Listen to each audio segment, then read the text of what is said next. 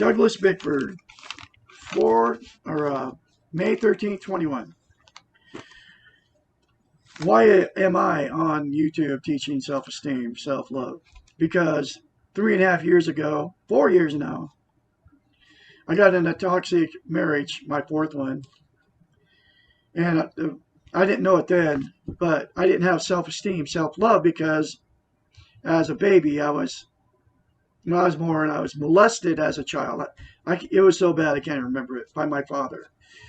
All my brothers and sisters, or one brother and four sisters were, and I'm the youngest of the bunch. Okay,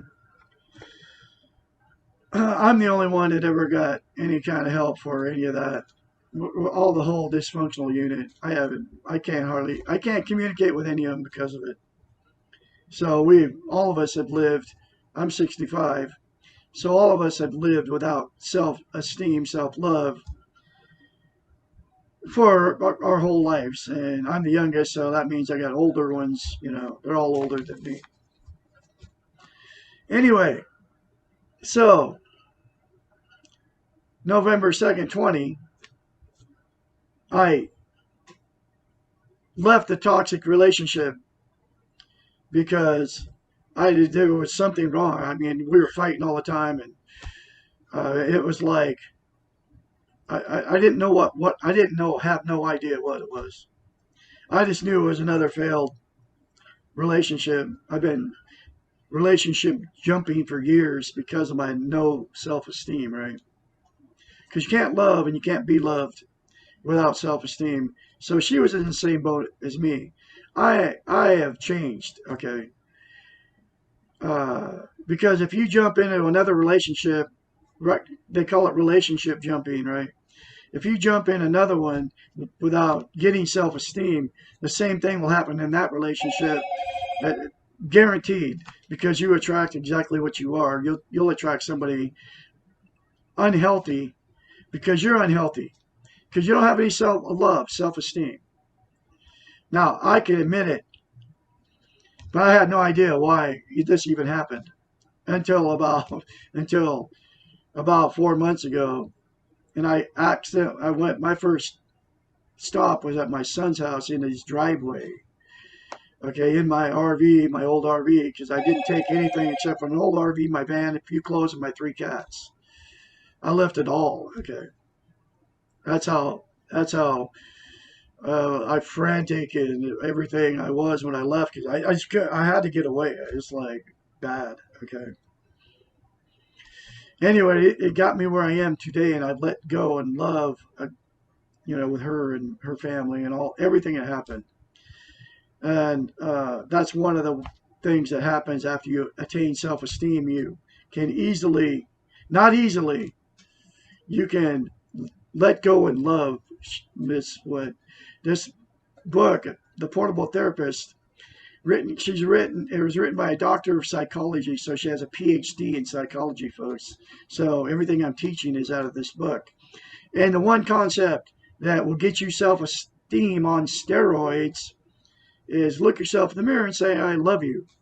And it is that simple. It's called mirror therapy. And here's why mirror therapy works.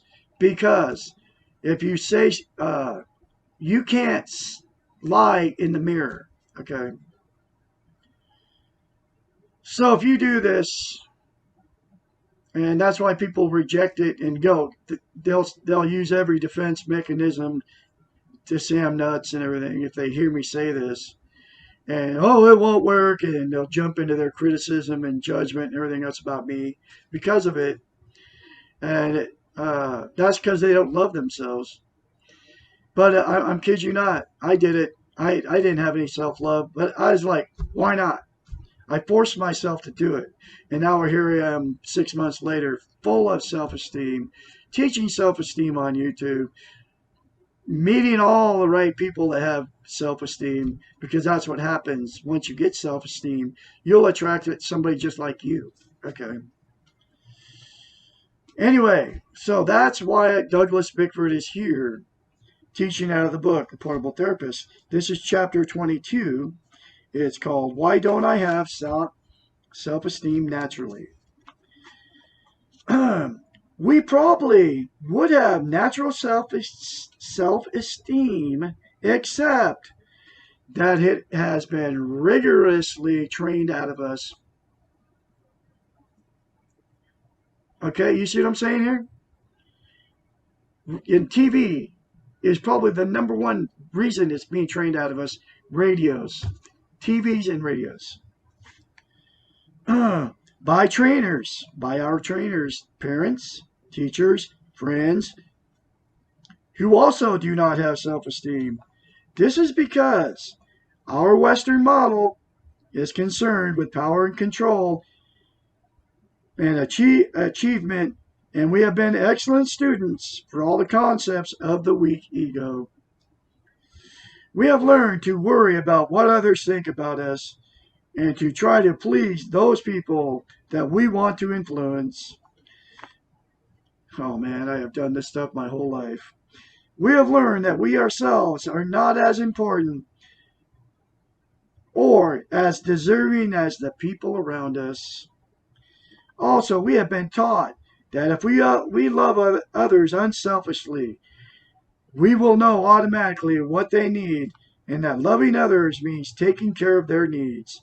They supposedly will be doing the same thing so that our needs will also be met, that those that love us. We have been taught something that simply does not work. Furthermore, we're not even given the choice of whether we want to learn self-esteem versus the model referred to above. At a very early age, we are taught that loving ourselves is selfish and would lead to being conceited and narcissistic, and that no one else will want to be around us. Our churches, our parents, our schools are all institutions of control. I'll say it again. Our churches, whatever church you go to, our parents, our schools are institutions of control, and control over us, exclamation point. All institutions need to have people who believe in them and will follow the rules.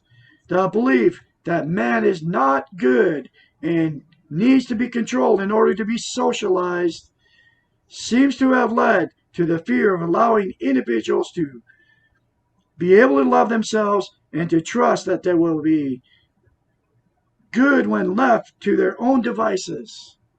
This is what has happened to us, folks. It's not even our fault.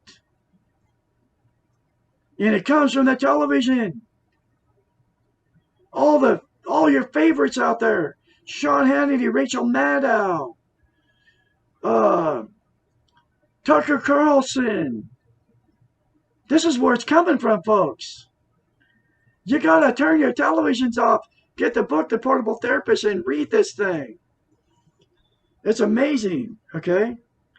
The Western model, by training us in the weak ego, is a persuasive one in that it seems to offer a manner of being able to control our feelings and behaviors of others by taking care of them and loving them more than we love ourselves.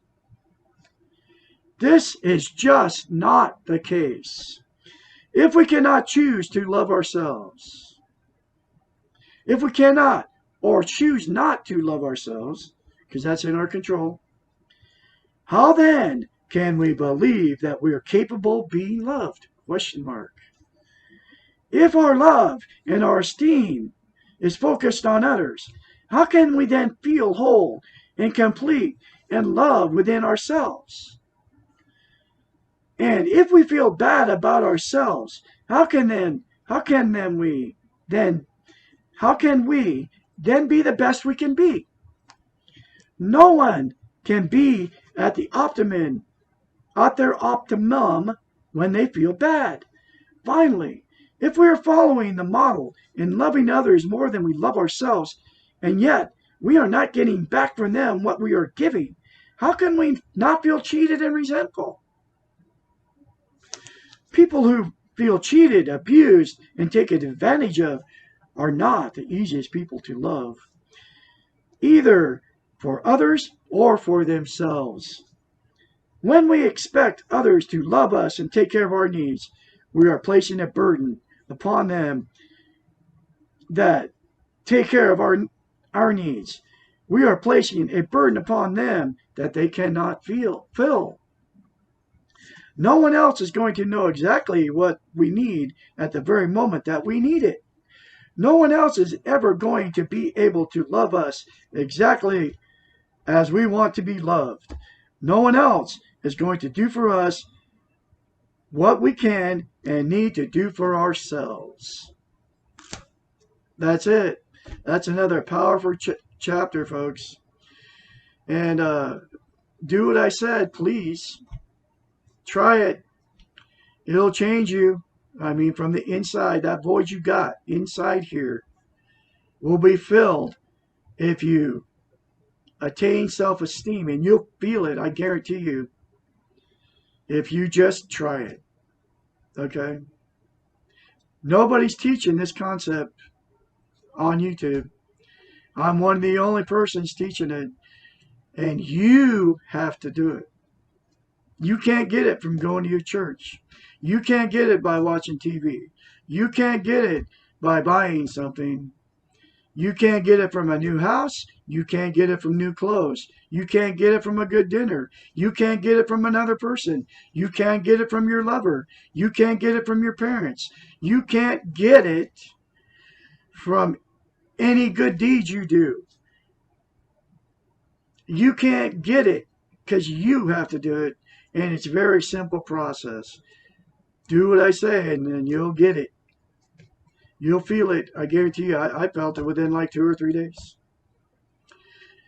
Y'all have a great day out there. And Douglas Bickford will have more later for you.